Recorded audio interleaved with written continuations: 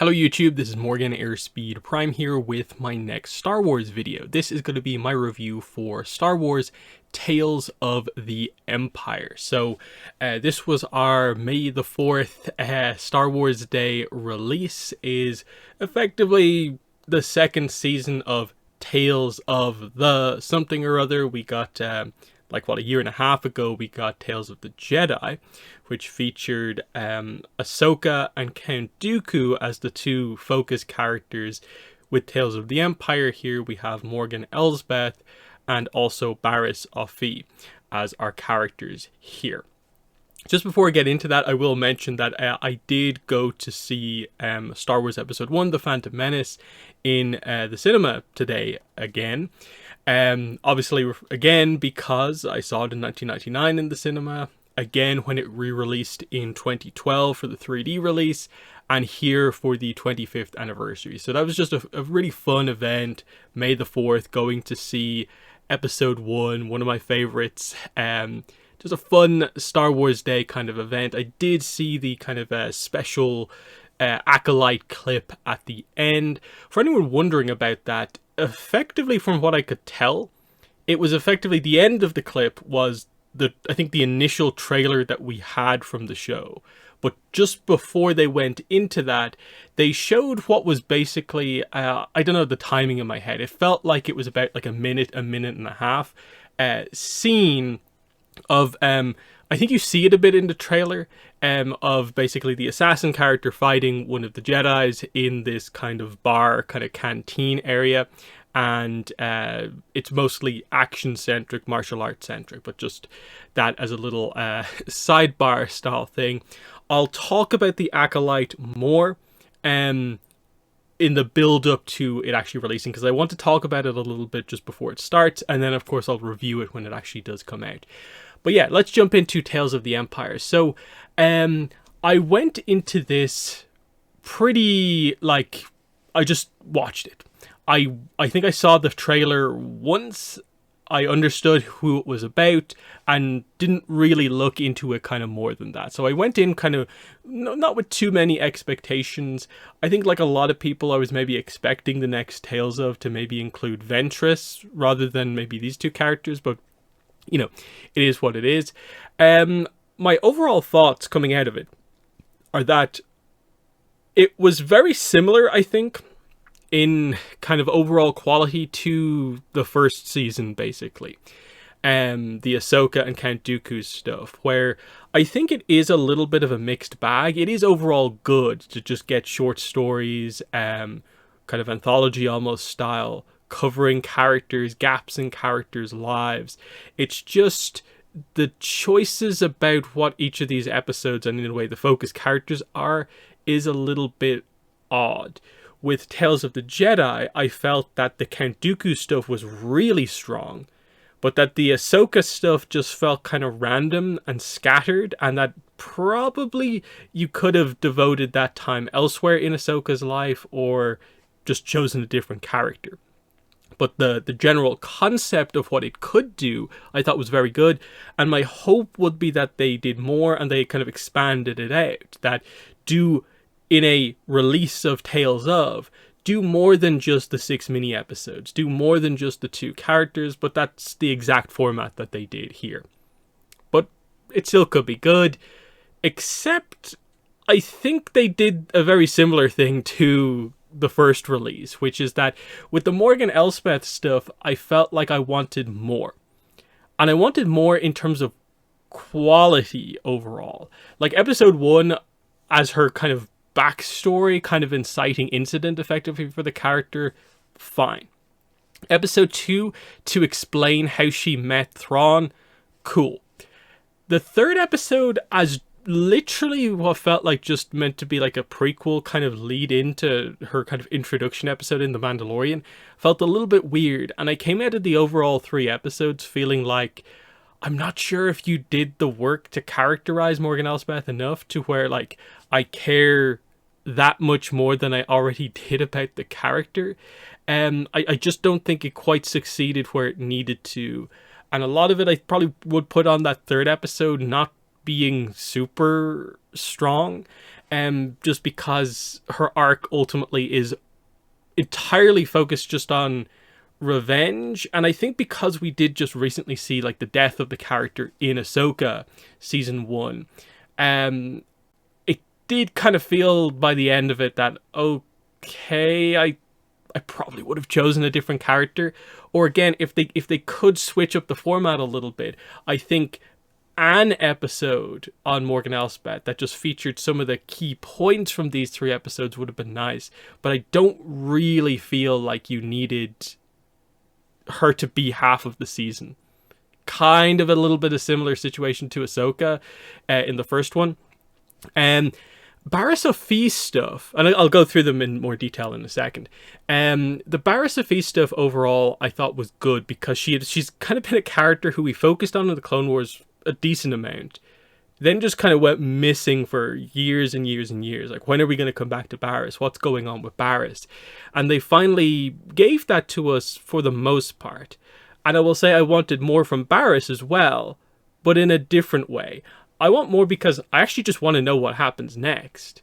It's not that the quality here was bad, it's just that I want more in general, but I actually have a certain amount of confidence that they'll come back to Barriss because they left so much open-ended with her, that it's clear we're coming back to these characters, I'm guessing, at some point. It still felt maybe a little bit scattered in that, I think, coming out of these 2 episodes, I think Barriss probably felt like she could have done with having maybe all 6 of them devoted to her, or at least her getting one of those episodes, because I don't think Morgan Elsbeth needed all 3. So I could have seen like maybe 2 for Morgan Elsbeth, 4 for Barriss, just to give a little bit more depth. I would definitely say that in a lot of these cases, these episodes with the length that they're effectively like half episodes, because especially when you cut out the credits time, you're really in a lot of these cases only getting like 10 to maybe 13 minutes of animation, even though the episodes are kind of listed as being like 13 to maybe like 15, 17 minutes of animation. It's really more like subtract 3 minutes from that. You definitely, I felt like with Barriss, just needed a little bit more time to make it feel a little bit more focused from a character perspective to get across what they're actually trying to do. Otherwise, I do feel it felt very quick what they did with regards to like the character arcs for both characters, just because it was like, boom, now we need to time skip to the next one, boom, time skip. And you're meant to fill in the gaps, I suppose, with what you know about the character elsewhere. But with Barriss in this case, everything is set in like a new era for the character, so we don't actually know what's happening. But anyway, let's go through it in detail. So we'll go through in order. So we have all 3 Morgan Elsbeth episodes first up in order. So this is more of the standard episode where, as we know from the trailer, you know, it's General Grievous wiping out the Night Sisters basically during kind of the Clone Wars era. And we see that Morgan Elsbeth survives and is given shelter in the aftermath of this by the Mountain Clan, this other clan of Force users basically on Dathomir. And they take her in. But what ends up happening basically is that because she is so focused on revenge here in the aftermath of this, she ends up kind of influencing and putting some of the kind of younger members of the Mountain Clan in danger by kind of having them go with her to retrieve weapons. And you very much get the idea of the Mountain Clan is sort of light side focused Night Sisters, whereas the Night Sisters, the whole magics, always felt like it kind of leans towards the dark side a bit. This was sort of presenting the idea of like the mother here seems to kind of be like a almost light side Mother Talzin style thing that they're going for here. But anyway, we see that the droids are still kind of patrolling here, with the idea sort of being that the droids are going to put down any resistance they encounter, with the Mountain Clan kind of assuming, and it's kind of left up in the air if this is right or wrong, they assume if they don't do anything, they will be left alone. But because Morgan Elsbeth is the one who kind of goes on a weapons run, an attack comes in, and so Morgan gets injured, I think what happens here is 3 of the members of the clan go with her. One of them is killed. The it's unclear if like the character, whatever her name was it Hattie, or something like that, Hallie, if she's her actual daughter or if this is just the standard night sister kind of mother-daughter situation. But anyway, the focus one of these characters is pretty badly injured and ends up actually succumbing to her injuries. And so Morgan and the one surviving member are saved by the arrival of the tribe's leader, the clan leader here, who does some really interesting but a little bit vague force stuff. I'm guessing this is meant to be a kind of use of the same style of ability that, say, like Yoda does to absorb force lightning and then kind of like redirect it back. Because she seems to just be able to just create this almost like bubble of like defensive force energy that kind of effectively absorbs blaster fire here. But then she does like a giant light force wave and gets rid of the droids and highlights that, hey, just because we don't seek to actually fight doesn't mean we're not capable of fighting if we needed to. So that's a bit of an interesting one. And then we just end this opening episode with the idea that like Morgan survives and goes to leave, but the mother says one final thing to her, and it's just that like, I pity you because like I've seen your future and I know what your future holds, with the idea being that sort of like thematically what we're going to see in this episode and the upcoming 2 is the whole idea of this kind of tragic character, which I think, based on the episode titles, which is Path of Fear, Path of Anger, and Path of Hate, is the idea that they take the Mountain Clan takes the light side path, where she clearly leans into kind of dark side stuff throughout her life, and this leads her down the wrong path, and that's why the mother kind of pities her. It's nice as like this is what, you know, creates effectively the character that we go on to know. She's involved in this major incident that we know about from the Clone Wars with the Night Sisters, who we have a connection to because of Ventress and various other times we've seen them. So that's cool enough. But I almost do feel like that the Mountain Clan coming out of this is kind of one of those things where I'm like, whoa, whoa, whoa, whoa, can we explore this a little bit more? Because this seems like really, really interesting. Like we know, I think, a reasonable amount about magics at this point, but like, ooh, what's going on here? Like, is this magics used in the right way, or is this just a force user who doesn't do things in the kind of Jedi Sith way, which we haven't seen too much of overall, which I think is just in general interesting. Then we go into episode 2. So this is the kind of how does she meet Thrawn style episode. So we skip ahead quite a bit because she just goes from surviving the massacre to she's already the magistrate. I guess it's just recently happened. Like, her ambition, her quest for revenge has allowed her to just progress rapidly because she is skilled. And so we see her pitching the idea to the Empire of the TIE Defenders, which is kind of a major reveal, because the TIE Defender project was always, like, as far as we knew before, it was always Thrawn's idea. But now we sort of see where I suppose he gets the focus of this from, is that it's the genius of Morgan's Elsbeth kind of came up with it in the first place. And what we see here is kind of like Thrawn has to deal with, as we see in like Rebels. She deals with effectively the same thing at an earlier point here, which is that the Empire isn't interested in the TIE Defenders. It's like a cool idea, but they focus on the costs more than anything, because that was always the whole idea with them. They are objectively very good starfighters, but they cost a lot, and that's not what the Empire is really about. Instead, the Empire focuses more on, oh, you apparently have the means to make these. And she basically says as much, like, yeah, we have resources and a whole facility here to manufacture them. And they're like, oh, a place we haven't taken over that has valuable resources. Thank you for the information. Goodbye. And they just dismiss her like that. And the idea being that she has to prepare for the Empire's arrival, of the place she's done all this work to take over, the plans that she's forged are just about to fall apart because the Empire all they can see is kind of the greedy aspect of things. We then get introduced to Captain Pelion. I was hoping that they might have done something where like, oh, is this going to be the debut in like animation of like Eli Vanto from the novels, but instead this is more like, okay, they're bringing this character in who I think more directly relates to like the older Legends Thrawn novels versus the kind of more canon ones.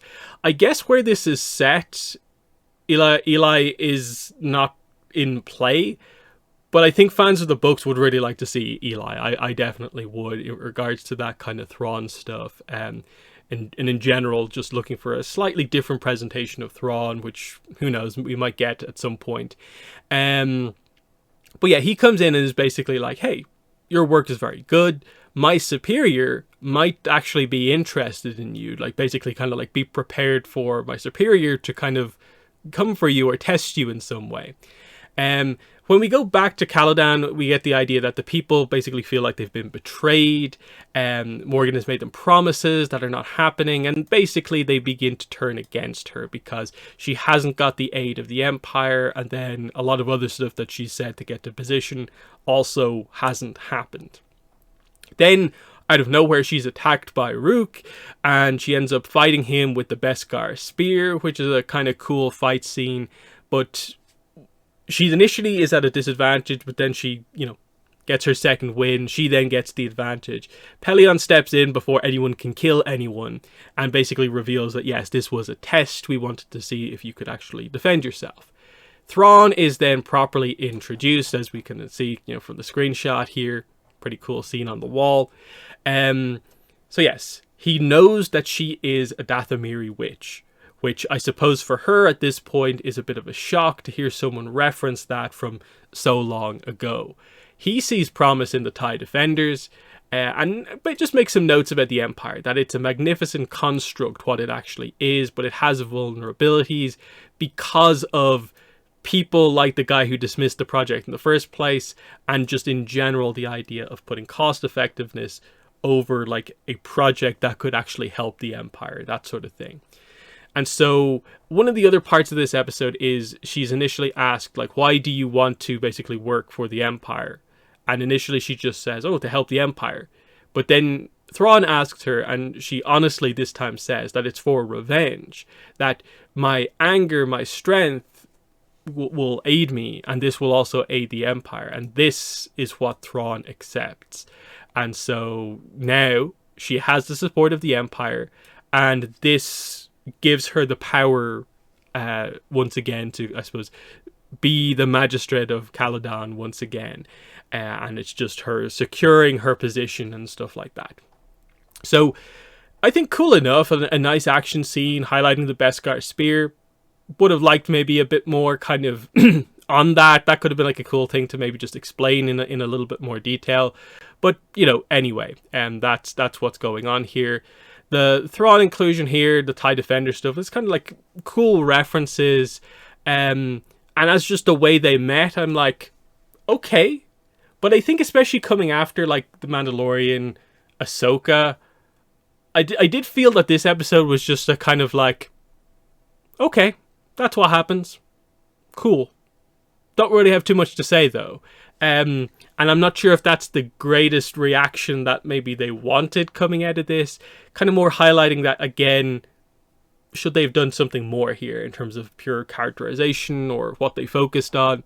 Anyway, episode 3, like I said, I think this feels like one of the more weaker parts of this.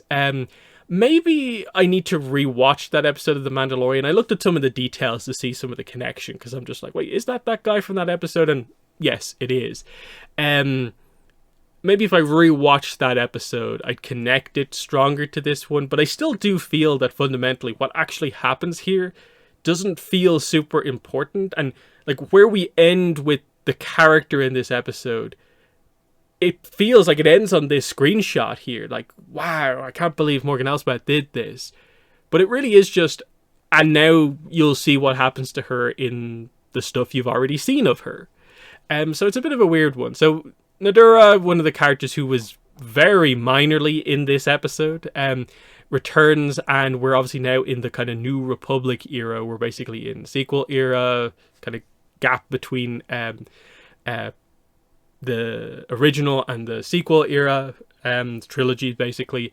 And yeah, she's now an ambassador for the New Republic and is basically coming to offer the planet an opportunity to become a member of the New Republic, but Morgan Elsbeth is of course getting in the way.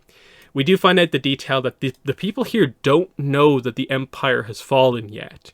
So the information is being kept from them, adding to, I suppose, what type of leader she has grown to become.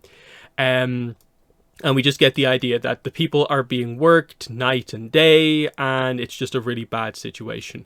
And I think this is kind of where it gets a little bit more like, okay, that's pretty just bad tyrannical leader presentation. Like, where's the characterization? What are we actually doing here necessarily? And I'm kind of like, is there a huge significance behind like why she's doing this and stuff like this? And again, this is where maybe I am completely forgetting some of the direct plot points that relate to a lot of this stuff. But like, my rough memory of a lot of this is just like, wait, wasn't Ahsoka just basically tracking down Morgan Elsbeth to get to Thrawn? Yet here they're trying to really establish that, like, okay, it's because of the way she was treating these people here. And it's kind of like, what are we doing? I just didn't connect in maybe the way I think they wanted me to this episode. But anyway, we get to Nadura meeting Morgan, and of course, she says that, you know, you can become a member of the New Republic if you stand down. The people want this too, but she just says, like, I want to fulfill my destiny. And again, this is this idea of, in the first episode, the mother referenced in a way what her destiny was and that it was bad. And she even mentions that she's had a vision about what her kind of future is. Nadura basically just points out, hey, stand down and at least you'll face a fair trial because we know what you've done. But at this point, everything's going wrong. Morgan just decides, hey, I'm going to bring down everything with her, like what happened to her people. And so she just, you know, goes crazy with this. She orders Nadura killed, and the attacks come in. The Republic guards get taken out. Nadura has to retreat back to her ship. But right as she makes it back to the ship, the bombs go off on the ship. It explodes. Nadura is pretty much fatally injured in the blast. And yes, we immediately have her burning the forests down. And she just points out that, hey, you people are under my protection and you will continue to work night and day. I'm in charge. And it's just this idea of she's not becoming a better leader, she's becoming a worse leader, and this is the path that she has taken by focusing on anger, hate, rage, that sort of thing. And so we end with the connection back to sort of the other characters coming into play here about what will actually happen to her. Nadura hands her communicator to Wing, saying that he must be ready to do his part. Help will come. The communicator activates with Bo-Katan on the other end, right as Morgan destroys it. Because if you track back through the episodes, it's like, okay, it's like Bo-Katan is where like this planet, like I think first gets mentioned, and how exactly we get to here in The Mandalorian and Ahsoka being involved. It's a whole thing basically. But that's what happens here. So I did feel like the Morgan Elsbeth stuff just went from like, okay, this is pretty good, to just being like, okay, it's fine. It's never bad. It's just, I'm not really sure this was a thing to super heavily focus on. But anyway, we'll switch over to Barriss at this point as we go into the second half here with episode 4, 5, and 6.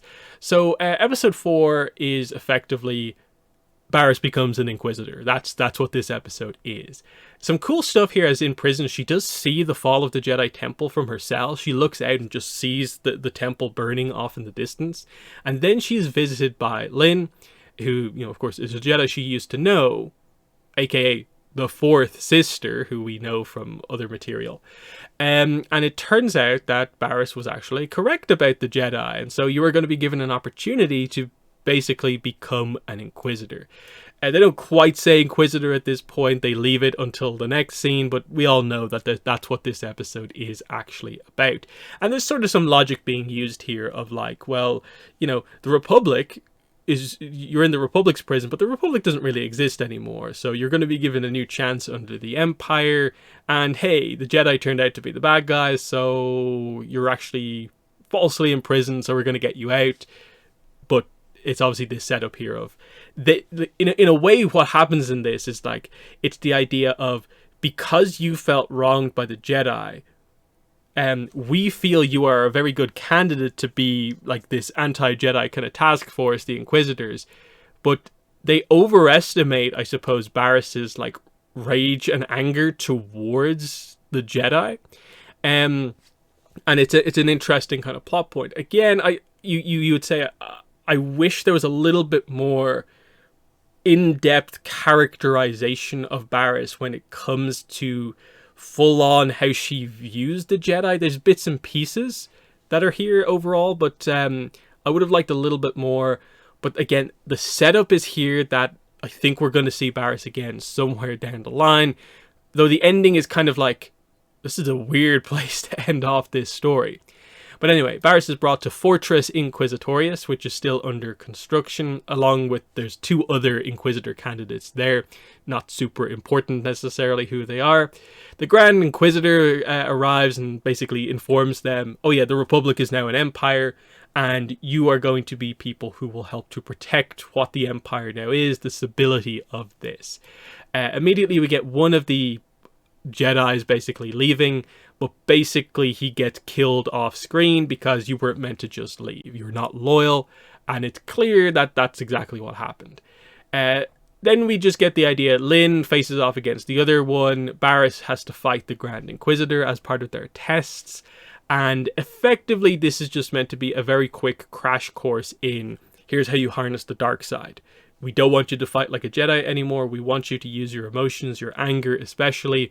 And he just forces her to be more aggressive and kind of violent with her fight style, attacking more and using the Force like more offensively. And we just get a kind of cool scene where they end up using the Force and they sort of like bloody each other's lips. And it's like, okay, you actually might be a very good you might be a very good Inquisitor. Is the sort of idea, because they get across the idea that like Barriss is like very, very talented overall. She's not just like a okay recruit, she's a very good recruit. But they do constantly, I think, make sure that they never show her have a full-on fall to the dark side. Like, it always feels like she's in a way prevented from ever full-on falling in the same way that like a Lynn seems to have prior to this. That in a way her time in prison has allowed her to gain a bit more perspective on the situation, and once she sees kind of what exactly the Inquisitors are doing, she realizes that, okay, this is not exactly what I'm about. But that's more the second episode, which we'll get into. But just the fact that I'm thinking about this stuff, I think highlights that there's a bit more depth here than the rather, I would say, basic characterization of the Morgan Elsbeth episodes, which is a bit of an interesting one. That there's the 2 tales of things have followed that path ultimately of there's more kind of complex, detailed character storytelling in one of the character arcs than there is in the other, which is just interesting to think about. But anyway, last test is that she has to fight the other candidate. In this case, it's a guy named Dante. Only one will become an Inquisitor. And again, we get the idea. Barriss doesn't want to fight initially. She is forced to because the other guy tries to pick up the one lightsaber placed in the arena.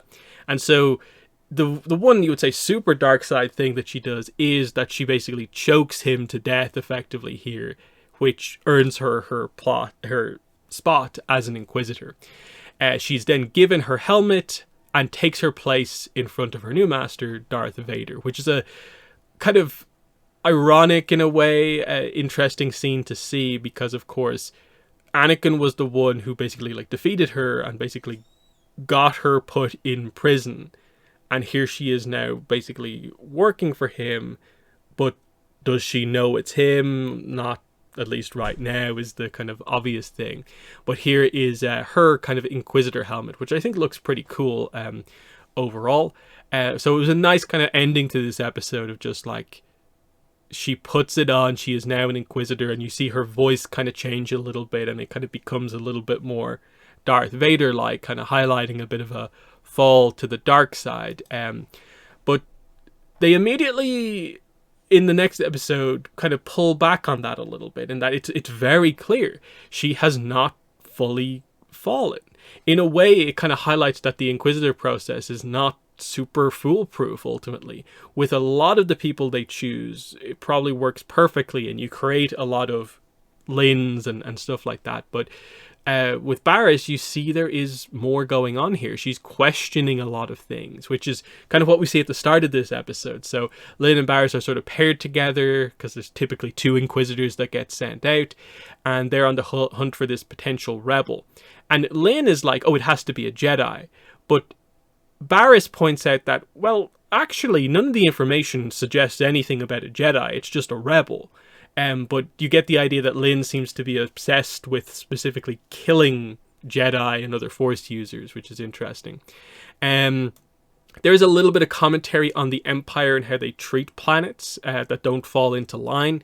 Barriss is shocked that, like, anywhere in the Empire, given what it's meant to be, could let a place fall into this sort of state of disrepair. But Lin more kind of points out the idea of, you know, when they fall into line, then they'll get the kind of good stuff from the Empire. That's the idea there. So then we get kind of reminiscent of the start of Kenobi.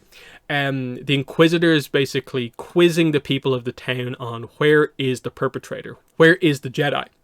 And so Barriss immediately notices, like, oh, a boy acting scared, and goes over to talk to him. And you can see the contrast in approaches here of, like, Lin just goes to straight up, like, intimidation and isn't really looking around for clues. She's just like, I'll threaten to kill or kill to get the information that I need. Whereas Barriss is like, I don't want to do any of that. I'll look for the first place that we need to find clues. In a way, she does the Jedi approach, which is, I think, very, very interesting and very clear. So Barriss gets them the information that they need, which is that this boy basically tells them that, hey, Jedi up in the mountains. And she goes to, like, leave. Like, hey, we have the information, let's go. But the way Lin interprets this is, oh, that means everyone else has lied to me here. I'm going to punish you for lying to me. And we just get this kind of brutal scene, which happens here. As Barriss is kind of guarding the boy who gave them the information, Lin just butchers the entire rest of the town just for kind of going against her. And Barriss herself can barely watch this. And of course, she tries to protect the boy as best she can from this. And having to be like, hey, like, this kind of brutal situation of, like, they just kind of leave him there of just like, you go in your own path, don't look back. You just have to create a new life for yourself. It's pretty harsh. But as we go on here, we get the idea Barriss sort of questions Lin's actions, and in a way, the fact that Lin kind of represents what they are meant to do as Inquisitors, but she doesn't really like doing that. But Lin is just like, no, this is the way we do it. They then find the Jedi hidden in the mountains, and we get straight away a fight. So we get some lightsaber action here. Barriss talks to the Jedi, you know, wants them to surrender. But Lin takes advantage of this and stabs this Jedi through. Kind of it seems like it's a wound that will be fatal in time. And we really get this. This is where the contrast really comes out again. Barriss is kind of sick of this excessive focus on killing Jedi. Because in her opinion, it's like, hey, we were told to try and recruit people effectively if possible. Whereas Lin is just like, exterminate the Jedi. It's different kind of contrasts here. And the second she kind of, Barriss realizes that Lin is not really going to change from this path, she decides like, hey, in that case, you actually have another Jedi to deal with. Me. And it's just really quick. She force pushes Lin off the cliff and then abandons her helmet. So she basically gives up at this moment being an Inquisitor. And then she returns to this badly injured Jedi and says like that basically, I won't let you die. And it's like, wait, what's going on here? Is this meant to be implying like force healing? Because she was Barriss clearly went to do something, but they don't show you anything happening here. But because of the type of injury that this was, it kind of feels like that has to be one of the few ways you actually go about doing this. Obviously, force healing has effectively been introduced, but it's more of a, like, as of like episode 9 type thing. Now, in Legends, Barriss is known as a really good medic Jedi, but in canon these days, force healing isn't a particularly like focused on thing, so there's some vagueness there.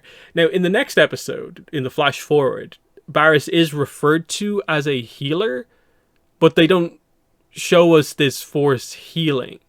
But the fact that they almost seem to not focus too much on the idea that like Barriss has just been stabbed and it's just left like super open-ended, you kind of feel like, well, I guess Barriss can heal herself, can't she? Because we're okay with this, or what? There's some weirdness kind of going on here. But then we get into episode 6, which is a pretty interesting episode. So we time skip, and I wasn't expecting this, and this is kind of part of like what's going on here, and why I want more content here, is because it does feel like we've skipped quite a bit of content with Barriss. As good as these episodes are, I would have liked to have seen like another mission of her as an Inquisitor. I would have liked to have seen some of the time period in between her stopping becoming an Inquisitor and then what she does next, instead of jumping straight to she's found herself type situation. But still, it's really cool here. So a family bring their force-sensitive child before Barriss, who's kind of known as this healer. Like, her followers call her like the wise mother, basically. And it just presents the idea that there's nothing wrong with the child, but it's all about the midichlorian count again. Because the child is going to be force-sensitive, this is going to draw attention. And so Barriss reflects on her own life, her training, her fall, her restoration, effectively. She talks about how, for this child, his gifts are basically a curse. That this child has to be kept from the Empire. And so she's going to help the family get away. And she will do what she can to stop those who are coming for them. And she is immediately informed that someone is coming, and it is revealed to be Lynn, the fourth sister. And so we get this nice scene of Barriss basically saying to her followers, take my ship, get the family to safety, get the kid out of here. Bring them to my old friend. She will know what to do next. And they don't explain this.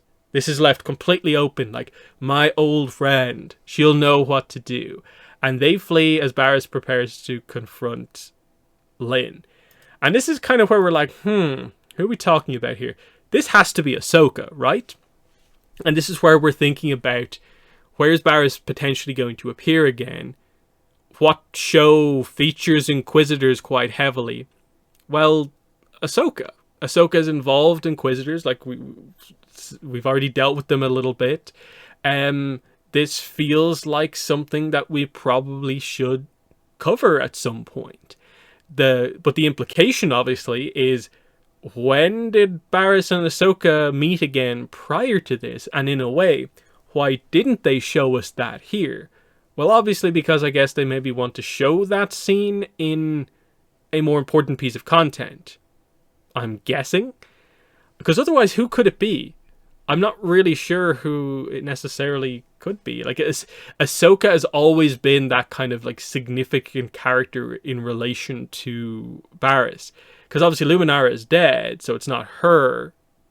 And then, like, Lynn is the only other, like, it feels like important character in relation to Barriss. So pretty much has to be Ahsoka as far as we're aware. But anyway, so we have the confrontation.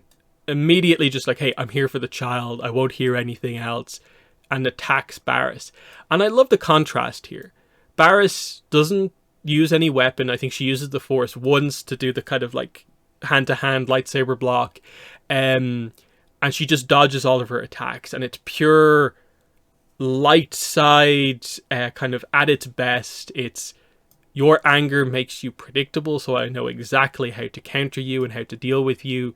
And so she's basically just distracted Lynn long enough for the family to get into the cave, because they establish here that, hey, if you don't know the exact path through this cave, you are going to get lost and you might never come out of this cave. That we don't know what the situation is. Is it a force area, kind of like the Dagobah cave or something like that? Seems to be, to a certain extent, kind of like that. And Barriss kind of just warns her, don't go in. I'm going to let you go, but if you go in there, you might not come out. And I like the confidence of Barriss at this point, the kind of like wise sage Barriss at this point in her life. It's a pretty big contrast, but it's like, I would have liked to have seen a little bit about how you got to this point, because sure, she demonstrated still having some of that kind of Jedi teachings within her in previous scenes, but like there's quite a big jump here, which is interesting. So yeah, as we see the family get away, they do just show them getting out, going into hyperspace. They get away, so they get to Barriss's old friend, we assume Ahsoka, and Lynn is lost in the cave. And so then we get kind of Barriss sort of force speaking to Lynn, but I guess the idea is that she's actually just like behind the wall until she comes out or something like that. And the idea here is, hey, I want to help you. Put your weapon down and I will lead you out.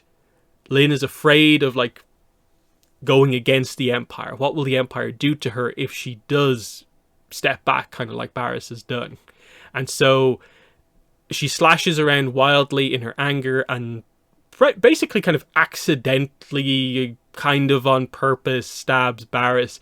It's a bit of a weird scene in terms of like the interpretation, because Barriss isn't there, and it's like Barriss specifically steps out in front of this to almost make this happen.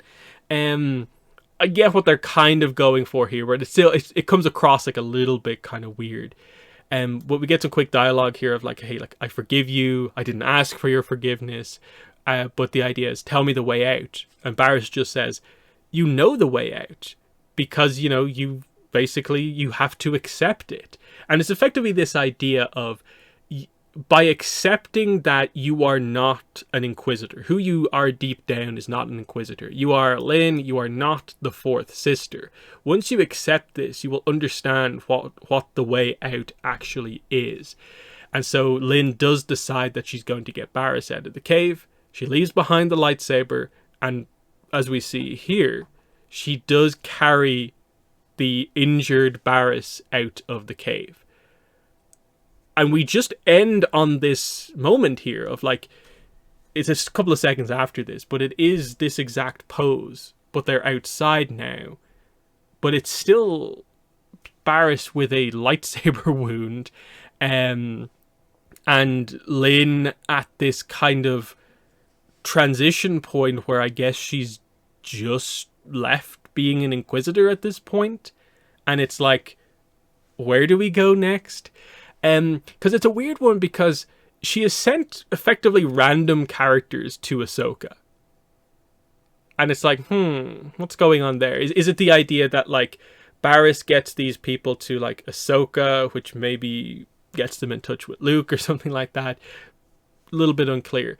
But you would think that this feels kind of slightly separate to all of that, or like, are they then going to head to Ahsoka? Is that part of it? And it's like, where do we see these characters again? Because you would think like the obvious place is like, okay, another Tales of to do this again, but I don't think it's regular enough to do that with. So it would have to, you would guess, be Ahsoka. But is there room in Ahsoka future seasons for like a side plot explaining like the cliffhanger ending to this show, like this small kind of animated miniseries show? It's like a weird continuity thing about like, would they actually do that? And then you factor in the idea that they said there's going to be content at some point in the future that will explain like how Ventress survived again, and then what's that going to be? Because it's obviously not Tales of the Empire. Is there still going to be a maybe Tales of the Jedi season 2? Are they going to do these more regularly? Because we're kind of expecting, like, is there going to be another animated show? Because it feels like there's maybe the opportunity for there to be another clone-related animated show to continue stuff with, like, Rex and so on. So the only thing you can think of is, like, that they effectively bring back effectively Clone Wars, just title it something different, but it's just an anthology show that's able to cover these things from all over the universe. But that's effectively what Tales of is if they expanded it. And it's just that confusing thing of, clearly there's some storytelling that still needs to be done, but where is it going to be told? Series, different type of series, animation, live action. Are we setting up a novel here? Are we setting up a comic? I don't know. It's super interesting to me, because there's no way this is just like the death of Barriss here. There's clearly set up for, like, Lynn does something here. There's an importance of these two characters, like Inquisitors who have left being Inquisitors. The obvious connection of Barriss and Ahsoka, and like the teases of, that's a huge dynamic. Like, a lot of people are going to have a bit of a freak out, like, the second we see those two characters interact. And then, do they want to have that happen in live action, or are they good with doing it elsewhere? It's just a bit of an odd one here. So, overall, good. Definitely good, and I want to see more of this. I think the Tales of format, especially if they do alter it or extend it or something like that, certainly can work, because it does allow you to focus more in depth on characters. It's just, there's a bit of a consistency problem depending on the character, I think, and I'd like to see them nail it on both sides of it for maybe the next one. But we just have to wait and see what's coming up next for animation, basically. So in the comments, let me know what your thoughts were on this Tales of the Empire, focusing on Morgan Elsbeth and Barriss Offee. What were your thoughts on these 6 episodes? But that's been the video. Thanks for watching, and bye.